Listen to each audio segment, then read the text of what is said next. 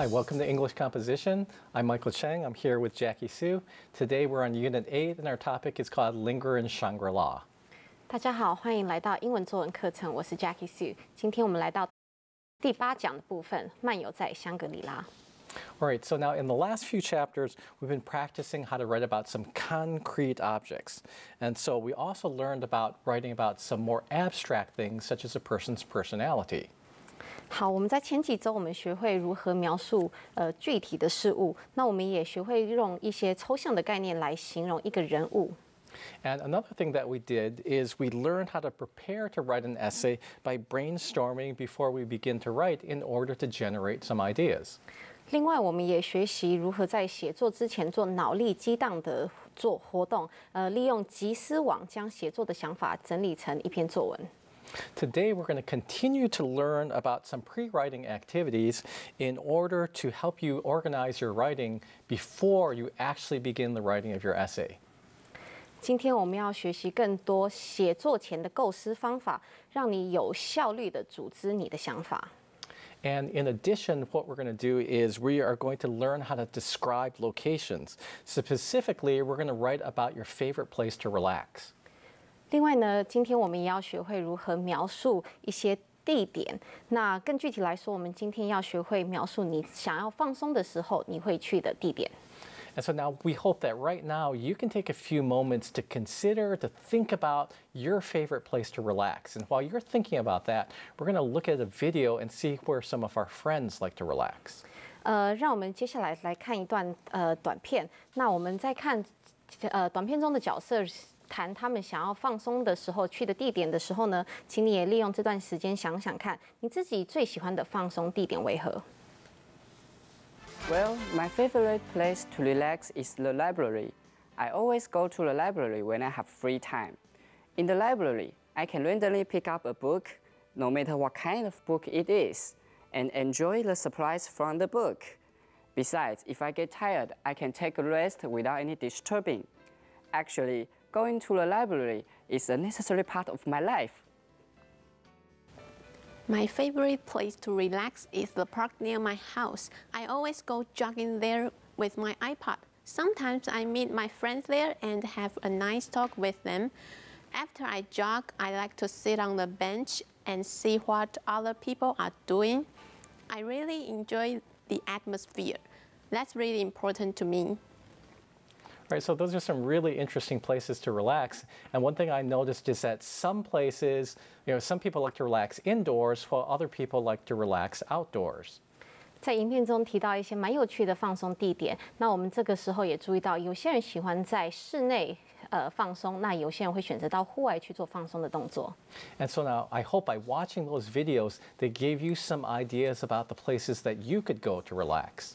好，那我们透过看到影片的时候呢，可以让你自己对你自己喜欢的放松地点有一些想法，我们来放在作文当中。All right, but the thing to remember is don't go and start writing right now. Before you write, you should actually do something called pre-writing. 那我们现在也不要马上就想说啊，我马上来开始做写作的动作。我们在写作之前，我们来做一些写作前的准备练习。All right, so now let's go and learn about pre-writing in our writing focus section. 好，我们今天在写作重点的地方，我们要来学习如何做写作前的构思。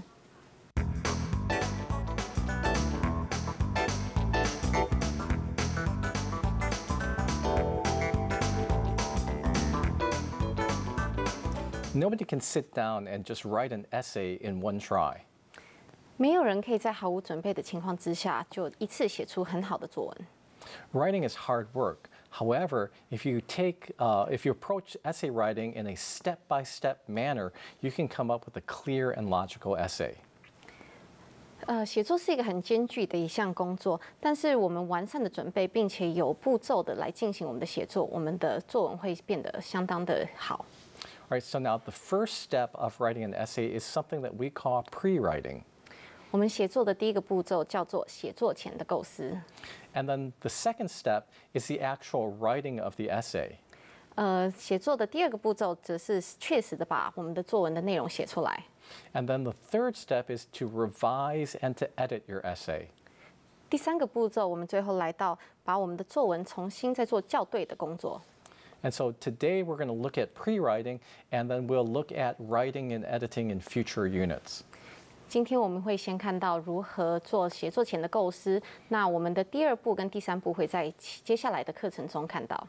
And the thing that we want to emphasize about pre-writing is it's really important because pre-writing can help make the following stages of writing an essay much easier. 我们在此要强调，我们写作前的构思真的非常重要，因为好的写作前构思可以让我们接下来的写作更为轻松。And now the goal of pre-writing is to come up with an idea and then to organize the idea. 我们写作前的主要的目标是能够先想出一些点子，接而组织我们所想出来的点子。And to come up with ideas, we can do something that we call brainstorming. 那我们要有点子之前呢，我们可以利用一个练习叫做脑力激荡的方式来做出点子。And when you brainstorm, you just write down any idea that comes into your head freely. You don't worry about whether the idea is completely related to the topic or not, and you don't try to judge if the idea is a good one or a bad one. 我们在做脑力激荡的时候呢，我们就是把我们想到的任何的想法，就是写在纸上，我们不用再去审视或者是再去复习我们想到的东西是不是对的。And so what you do when you write down ideas when you pre-write is it gives you a chance to review on paper all these ideas that are floating around in your head, and then you can see if these ideas can help you generate even more and better ideas. 当我们把想法写在纸上的时候，我们就可以在这个时候回去再看我们的想法有哪一些可以再让你制造出更好的想法，然后再加到你的作文当中。All right, so what we're going to do now is we're going to show you 3 common ways to brainstorm during your pre-writing stage. 所以我们接下来要看到有3种写作前的构思方法，在让你的写作之前更为顺利。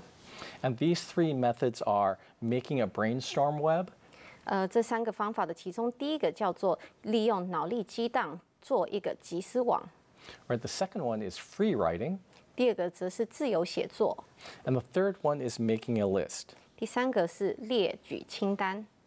All right, now the first method, making a brainstorm web, is something that we introduced to you in Unit 7. So we're just going to take a few minutes to review this method kind of quickly.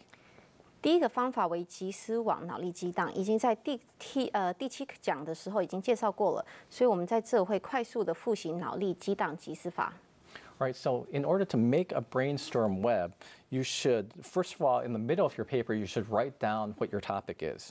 我们要做集思网的时候呢，第一件要做的事情是在纸的中央写上作文的题目。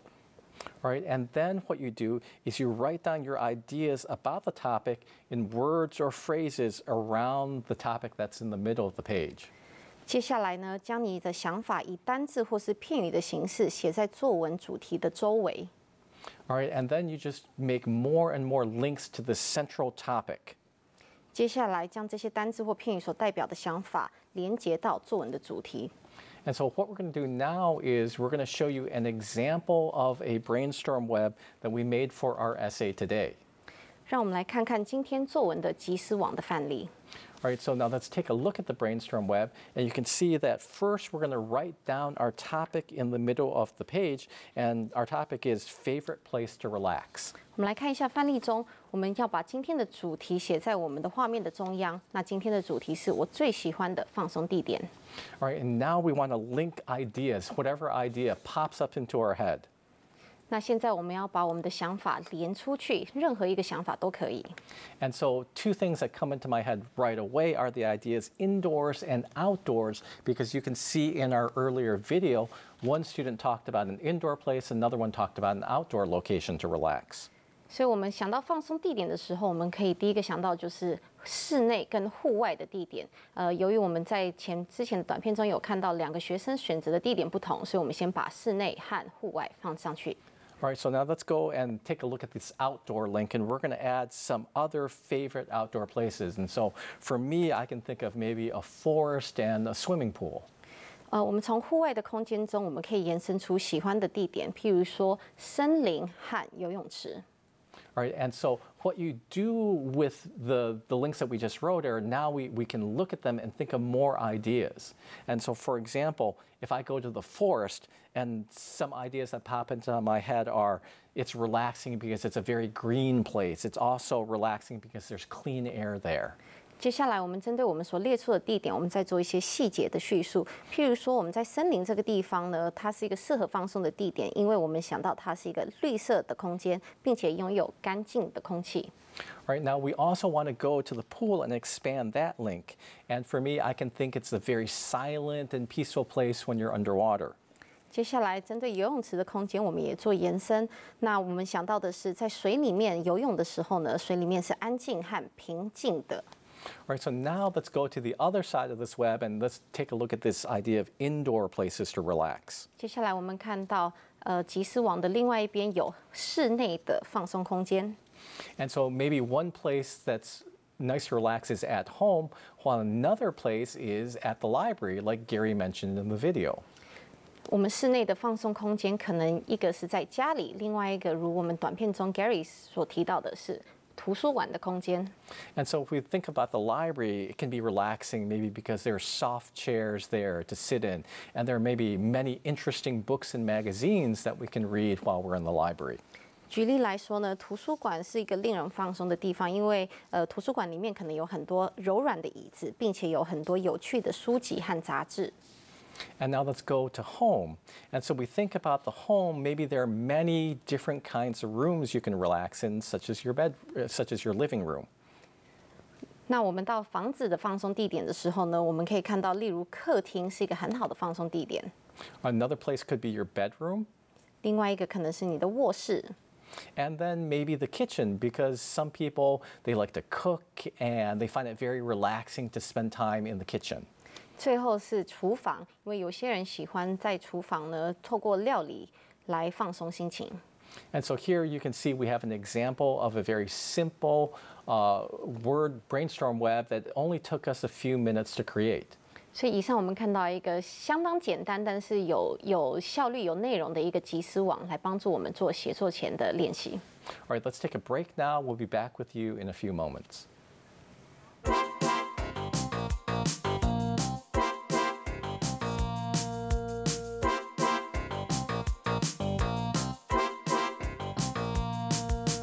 Welcome back. We're going to spend some time talking about some other pre-writing methods now.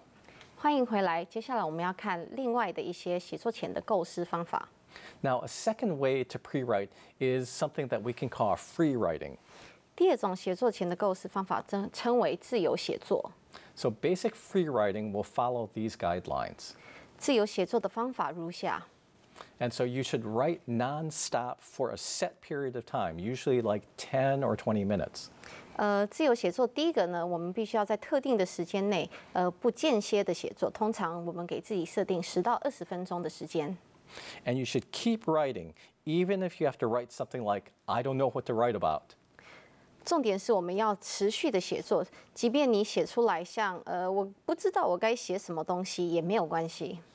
Also, don't make corrections as you write. 我们在自由写作的过程中，请你也不要修正你的内容。And just write whatever comes into your mind. 写下任何你所想到的点子。And at this point, do not judge or examine what you're writing. 在这个阶段，请你也不要去批评或是检视你所写下来的内容。And then when the free writing period is over, the 10 or 20 minutes that you set aside, when this free writing period is over, then take a look at what you've written and decide if you came up with anything that would make a good topic for your essay. 在时间到了之后呢，再停下来检视你所写的内容，看看里面是不是有一些内容可以适合拿来继续发展成为你的作文的题目。And something really important to remember is that free writing is just for getting ideas. You shouldn't take your piece of free writing and turn it into your teacher and say, this is my essay.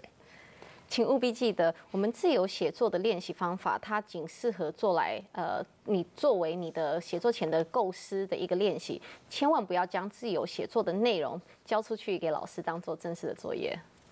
And free writing is what we can call a very terrific memory stimulator. It can just make your mind go in all kinds of crazy directions because it allows you a lot of freedom as a writer. 自由写作也是一个极好的刺激记忆跟脑力的一个活动，它给作者一个很大的自由发挥的空间，让你的写作呢就是更有效率。Right. On the other hand, free writing can be very time consuming. So if you set 20 minutes aside, then you have to spend that whole 20 minutes just coming up with something. And then another problem with free writing is that it doesn't actually guarantee you're going to come up with some brilliant idea or have a brilliant result. And in the end, it might just show you that these are some topics that are not really good for you to write about. 但另外一个方面，自由写作它其实是一个非常耗时的活动，它也不能够保证出你一定会有一定很好的效果。那到头来，你自由写作的内容可能只会告诉你说，你想出来的东西并不适用。Right, so now I'm going to show you an example of some of my own free writing, and this is something that only took me a few minutes to write. I didn't set aside 20 minutes to write. 以下是郑老师他的自由写作的范例。那他这个时候并没有给自己设定一个10到20分钟的限制时间，而是利用一些短短的时间就把自由写作的内容写出来。And so we're going to show you something I wrote about the swimming pool that you saw in the brainstorm web. 好，接下来的这一个自由写作的范例呢，是针对我们在集思网里面看到的游泳池这个空间做了一些描述。All right, and so it says, my favorite place to relax is the school swimming pool. 我最喜欢的放松地点是学校的游泳池。It's quiet and mostly empty most mornings. 它早上的时候，游泳池是很安静的，人也很少。I love how it becomes so quiet when my head is underwater. 我特别喜欢把头进入水中时那种安静的感觉。It's peaceful, and I feel like the whole world just disappears. My mind empties, and I only need to think about my next stroke and my next kick. 早上游泳时真的很平静，也觉得整个世界都消失在水中。这时能够净空他的思绪，并且只需要思考下一个游泳动作是什么。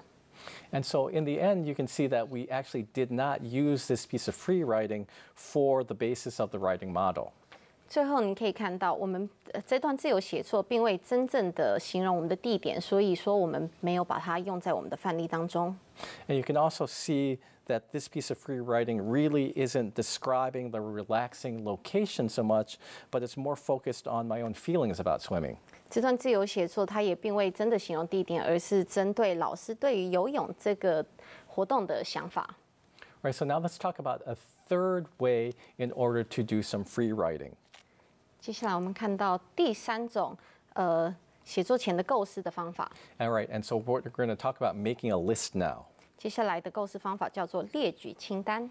Right, and this way is more organized and systematic, and it's suitable for people who are very logical. 第三种方法它比较有条理，而且它比较适合偏好逻辑性思考的人。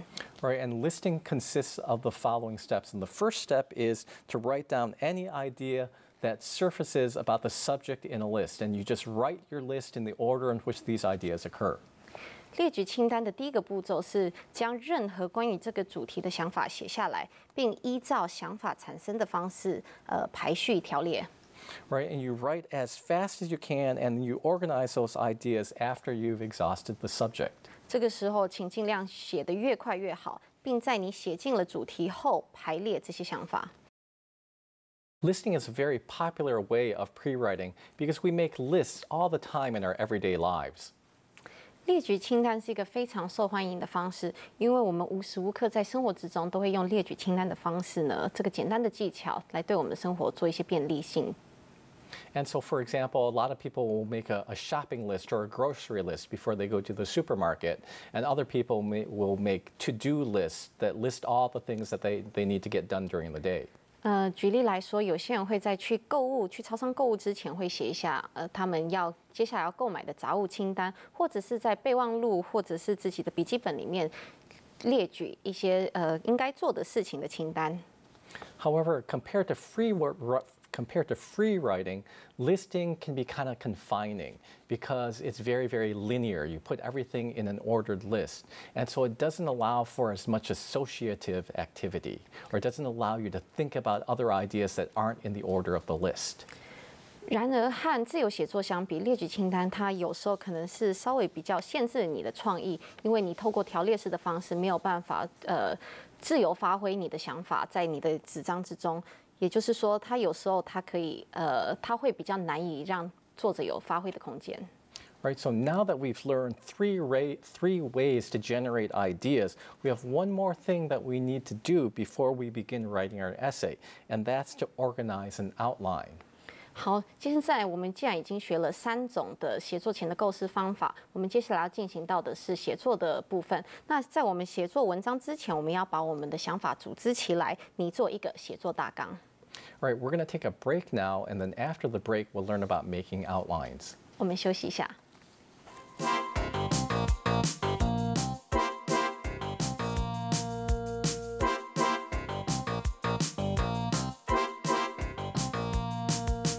We can think of an outline as a more organized version of your word web, or maybe it's a more logical version of your free writing, or else we can call it a more detailed version of your list.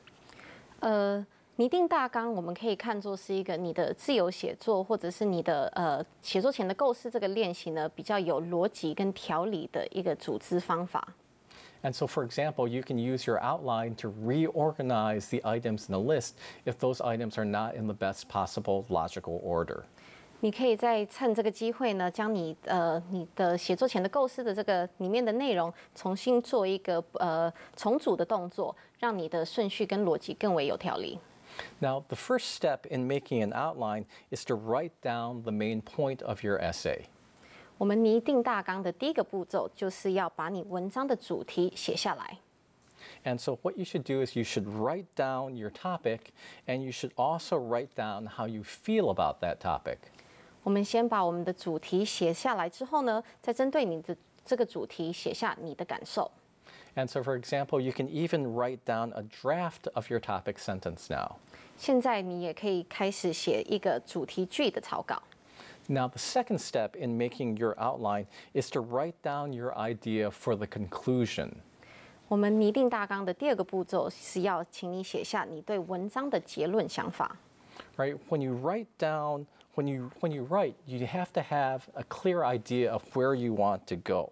Because if you don't know where the essay is going to end up, or if you don't know the direction you want the essay to take, it can wander around and end up confusing people. 接下来你在写结论的时候，你必须要很清楚了解你的方向要往哪里走。假如你的结论并没有一个很明确的方向的话，你的文章会变得天马行空，那读者读起来也会觉得不知所云。However, you don't have to worry about the exact words that you're going to use in your conclusion at this point. 但是在这个时候呢，你还不需要去担心你在文章里面使用的修辞的问题。You just want to know kind of the general idea or the main point you want to make in your conclusion, because you can always change the wording later. 这个时候，你只需要把你的重点的论点写得清楚，因为我们在之后完成写作的时候，可以再回来修正。Right, so now after you figured out what your topic is, and then you figured out the conclusion, you can go back and start planning the support for your essay. 接下来，因为你已经确定了你的主题和你的结论，所以接下来你要去规划你的支持论点。And so you can go back and look at your list, for example, and find out which items can help you prove the point that you want to make in your topic. 接下来，你可以回到你的写作前的构思的练习里面呢，从那个清单中去看出有哪一些内容是可以用来印证支持你的论点。And you usually want to have 3 specific ideas or 3 specific details to support your essay. 通常会需要至少3个支持论点。Right, here's an example of an outline for the writing model. 以下的例子可以作为我们写作范例的大纲。You can see that we have 5 supporting points. 我们可以看到，现在总共有5个支持论点。You can also see how we added many detailed examples to each supporting point. 你也会注意到，我们针对每一个论点，另外也加入了不同的细节描述。At the top of this, you can see that we have our topic sentence. 第一句我们可以看到，我们有我们的主题句。And it says here, I have a warm and cozy bedroom, and I feel comfortable and happy in it all year around. 我们的主题句讲到，我有一个温暖舒适的房间，我一年四季都在房间里感到舒服又快乐。And so this is going to be the topic that we want to try to express all through the essay. 这个主题句会贯穿我们整篇作文。All right, now let's go on to our writing model, and let's see what we came up with, the essay we came up with based on this outline. 接下来我们看到我们写作范例，来看一下我们完整的作文。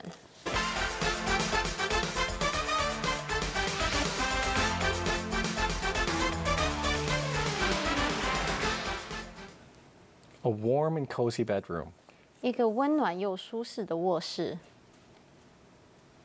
I have a warm and cozy bedroom, and I feel comfortable and happy in it all year round. 我有一个温暖舒适的房间，我一年四季都在房间里感到舒适又快乐。The room is decorated all in natural colors, so it reminds me of a warm spring or autumn day. The floors are made of a deep brown wood, so it never gets too cold in winter or too hot in summer. 我的房间使用大地色系来装潢，让我想起一个温暖的春天或者是秋天。地板使用了深色的木质地板，所以冬天不会太冷，夏天也不至于太热。The walls are a rich cream color, and they remind me of fresh milk right from a dairy farm. 墙壁的部分则使用了饱和的乳白色，这让我想起了从乳农场直接运送的新鲜牛奶。One wall has a reproduction of Monet's water lilies on it. There are big windows in two of the other walls of the room. 其中一面墙还挂了一幅莫内的睡莲，另外两面墙则各有一面大窗户。In front of the windows, there are many green plants growing from hanging planters. The painting and the plants make me feel like I am in a garden. 在窗户前还挂有许多的绿色的植物，画作与植物让我觉得仿佛我置身于花园之中。In the winter, I close the windows and the warm sunlight shines through and makes the room comfortable and cozy. 冬天的时候，我会关上窗户，并让温暖的阳光从窗户射入，让房间整个舒适又惬意。But in the summer, I open the windows and a cool breeze blows through the room. 夏天的时候，我则会把窗户打开，让凉爽的微风吹进整个房间。Inside the room, there's a big, comfortable bed. The bed has a wooden headboard and it matches the color of the floor well. 房间里面还有一个又大又舒适的床，它的木质床头板和地板的颜色很搭配。My bedroom is perfect, for it is just like a warm spring garden. 我觉得我的房间非常的完美，因为它就像一个温暖的春天的花园一样。All right, so you can see that this essay is based very closely upon the outline that we made earlier. 可以看到，我们这个写作范例跟我们所画出来的大纲是非常相近的。And so for your homework, what you should do is review the material in this unit and do the writing activity. 所以今天的作业呢，请你复习我们今天课程的内容，并且在我们的练习里面完成我们的写作。Right, and then after that, take some time and think about your favorite place to relax and see if you can write your own essay about a favorite place to relax or maybe like a dream house or a dream room that you have. 所以在你完成写作练习之后呢，你也可以想想看，你自己最喜欢放松的地点为何？例如说，它是一个你的梦想中的房子，或是一个任何的地点，那你就可以开始来做这段作文的写作了。All right, thanks for joining us this week for English composition. We'll see you again next week. 谢谢收看，我们下次再见。